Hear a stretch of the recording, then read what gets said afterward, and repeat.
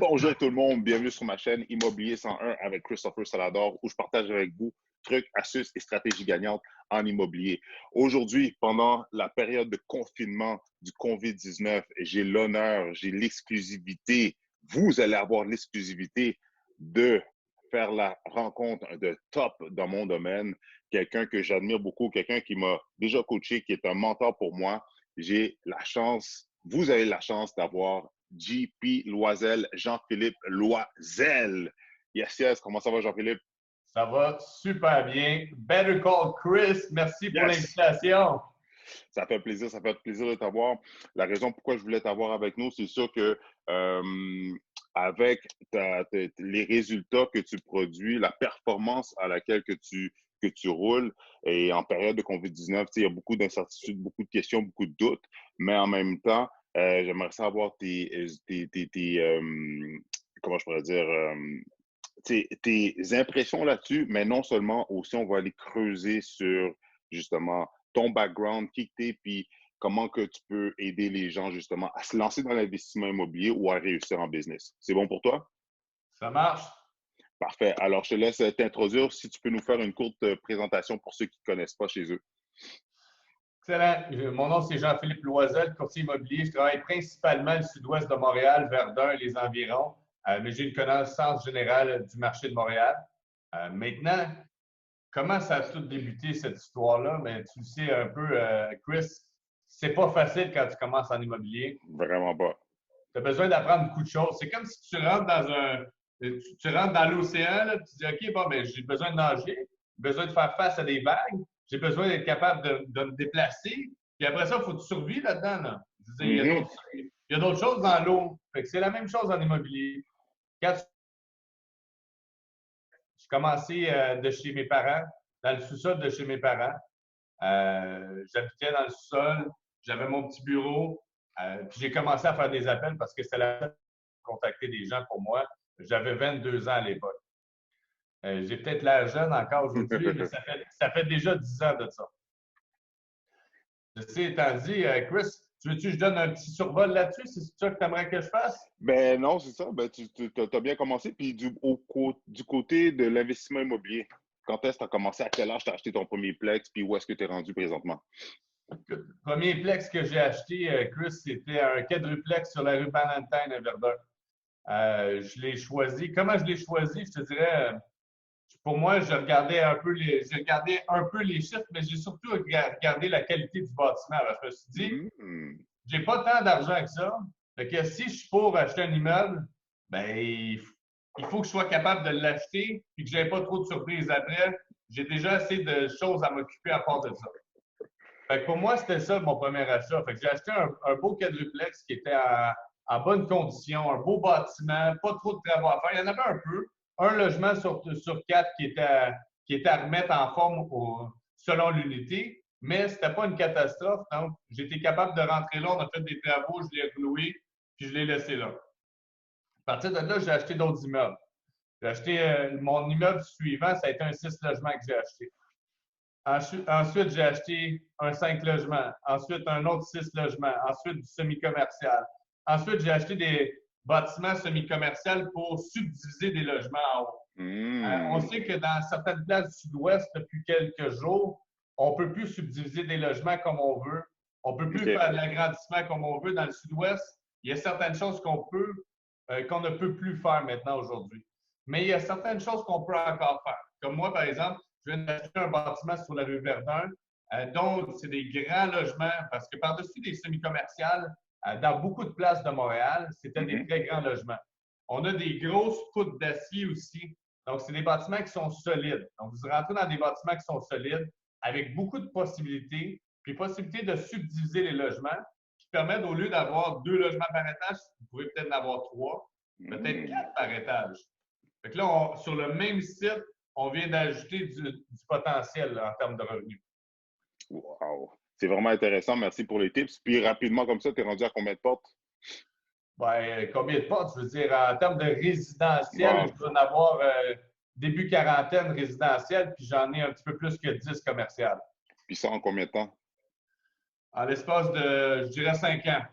Même pas 5 ans, 4 ans et demi. OK, fait que toi, tu as vraiment utilisé toutes les stratégies. Ben, juste pour les gens à la maison, quel genre de stratégie tu as utilisé de refinancement puis tout ça comme pour pouvoir accumuler rapidement un si bon parc? Écoute, il y a un gars dans l'immobilier qui était assez jeune qui me dit, regarde, il dit, JP, il dit, tu ne devrais jamais financer 5 ans dans un marché qui monte, qui est en croissance. Tu devrais avoir un financement sur maximum 3 ans, puis idéalement sur 2 ans. Donc, tu fais des financements sur 2 ou 3 ans, puis tu essaies de tourner la roue le plus vite pour en acheter un autre. Donc, ceci étant dit, il faut que tu sois capable de créer de la valeur dans tes immeubles, par exemple. C'est-à-dire que si tu te dis, bon, mais moi, je pars d'un point A, je dis, OK, je pars de là, je veux me rendre là, ça va me prendre combien de temps? Puis là, ça mettons, tu te dis, bon, mais moi, mon projet va me prendre 12 à 24 mois. Tu peux financer 24 mois, puis après ça, tu vas mettre un peu de l'argent au fur et à mesure. Puis rendu au 24e mois, tu es en train de refinancer. Donc, ça, ça fait partie des stratégies que j'ai utilisées parce qu'aujourd'hui, tu achètes, tu gardes 5 ans ou tu gardes 10 ans, tu ne touches pas à l'immeuble, bien, c'est sûr que tu ne pourras pas aller aussi rapidement que si tu fais certains travaux dans l'immeuble ou tu trouves des façons créatives pour aller justement augmenter la valeur des revenus puis la valeur de ton immeuble directement. Tout à fait, mais en même temps, toi, t'es dans Verdun, Sud-Ouest, comme que tu disais, c'est des prime locations, là. Verdun, ça avait une mauvaise réputation, puis maintenant, ça l'a explosé. Puis, on s'entend, il y a beaucoup d'immeubles à revenus, même moi, quand je fais des calculs pour des clients, que on est cash flow positif, même avec 20 de mise de fonds. Comment tu perçois ça? Est-ce que ça t'arrête ou est-ce que tu y vas quand même? Toi, ta perception par rapport à ça? Ça ne m'arrête pas du tout, en fait, Chris. En fait, je pense que dans un marché qui a autant augmenté, parce que les valeurs ont beaucoup augmenté, mais la valeur des loyers n'a pas encore assez augmenté. Exact. Donc, c'est là où est-ce qu'il y a une différence entre les deux. C'est-à-dire que si on avait autrefois des loyers, exemple, de 500 à 750 pièces, puis aujourd'hui, on est rendu avec des loyers plus standards, exemple, qui devraient être entre 1000 et 1200 pour le même genre de loyer, par rapport à l'augmentation de la courbe de la valeur de l'immeuble, bien, on doit trouver une façon de se rendre là. Donc, si on regarde un immeuble, bien, il faut le regarder avec son potentiel. C'est quoi le potentiel de l'immeuble? C'est pas juste l'actuel. Maintenant, entre l'actuel et le potentiel, on ne va pas payer le prix du potentiel. Mais l'actuel, peut-être on ne sera pas capable de l'acheter en fonction des revenus de l'actuel. Mhm, Pourquoi? mhm. Parce que les clients veulent avoir entre les deux, admettons.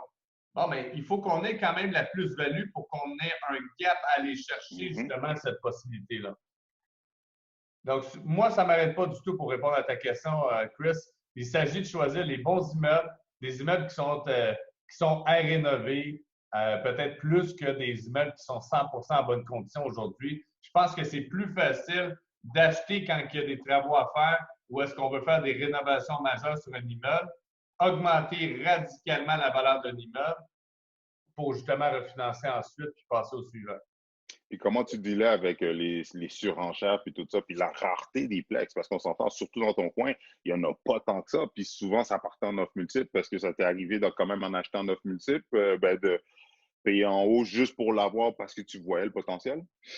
Ben, écoute, c'est une bonne question, Chris. Puis il s'agit de prendre chaque situation différente d'une autre parce que Hmm. chaque situation est différente. Si on achète un plex, je veux dire, si on veut investir dans l'immobilier aujourd'hui dans le sud-ouest de Montréal, puis on dit, moi, je veux faire un investissement. Ben, je veux dire, un duplex, ce n'est pas un investissement. Ça n'était peut-être un il y a 10 ans. Mais un duplex, aujourd'hui, c'est plus une maison une familiale ou c'est quelqu'un qui va s'installer avec sa famille. Donc, c'est la raison pour laquelle les prix sont rendus très élevés et sont gonflés. Maintenant, si on regarde un triplex, oh, c'est un petit peu moins pour quelqu'un qui va l'habiter. Hop, un quadruplex, encore moins. Hop, un cinqplex, pas tellement. Après ça, tu Mhm. montes un sixplex, c'est rare que quelqu'un habite un sixplex. Donc, les attentes sont différentes, la façon de voir les choses sont différentes. Puis là, tu compétitionnes avec des gens qui ont la même mentalité que toi. Fait que là, tu arrives au résultat que tu veux avoir. Mais si tu veux compétitionner avec quelqu'un qui veut l'habiter, puis toi, tu ne veux pas l'habiter, Oublie ça. tu n'arriveras jamais à ton objectif. Effectivement, effectivement. Là, par rapport à la situation du COVID-19, l'impact du COVID, ben, ta perception par rapport à l'immobilier, on en parlait tantôt, mais si tu peux le partager avec les gens, là, l'impact du COVID-19 puis l'immobilier présentement. Écoute, l'impact du COVID-19, hein, puis je ne sais pas pour vous, pour toi, Chris, puis les gens qui vont nous écouter, là, mais on était début mars, là, puis je veux dire, on entend parler du COVID, mais ouais, OK, si tu suis les nouvelles, tout, mais tu penses pas que c'est si proche d'arriver à t'affecter puis ça va tout tomber sur la tête, là. Je sais pas pour vous autres, là, mais moi, je veux dire, début mars, j'étais encore dans le tapis, puis oui, je m'en entendais parler, oui, je m'informais, mais je pensais pas que ça allait arriver quasiment le lendemain matin, là. Ça veut dire que c'est quoi l'impact? Mais l'impact, il a été premièrement au niveau de la bourse, l'économie mondiale, l'emploi qui est à son pire depuis les 30 dernières années. C'est fou. Et l'économie est en train de frapper la plus grosse récession en 100 ans. Donc, l'économie mondiale qui frappe la plus grosse récession en 100 ans, c'est quelque chose. Tu sais, si on regarde le risque, le niveau de risque, tu sais, puis si on regarde, là, ça m'amène sur un autre point, Chris. Je vais te poser la question, Chris. Le taux directeur a baissé, n'est-ce pas? Oui. OK, à quelques reprises. Exact. Parfait. Est-ce que les taux hypothécaires ont baissé autant que le taux directeur? Non, pas du tout. Parce que les banques veulent rester safe. Ils veulent s'assurer que rester à flot. Exact. Donc, on est dans une période à risque où c'est bien beau qu'ils ont baissé leur taux directeur, mais au final, ça n'a pas baissé les taux de la même façon. Parce qu'on est dans une situation qui est énormément à risque.